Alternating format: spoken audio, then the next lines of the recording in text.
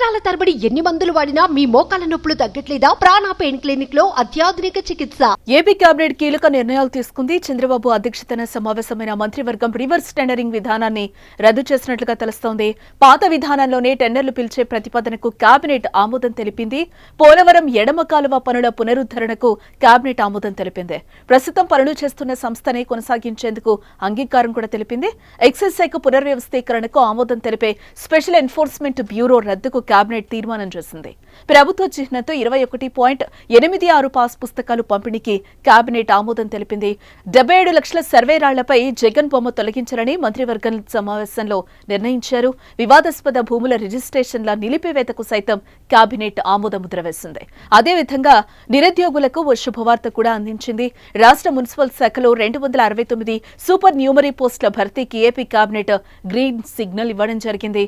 పౌర సరఫరాల శాఖకు సంబంధించి 2771 కొత్త రేషన్ షాపుల ఏర్పాటుకు ఆమోదం తెలిపింది.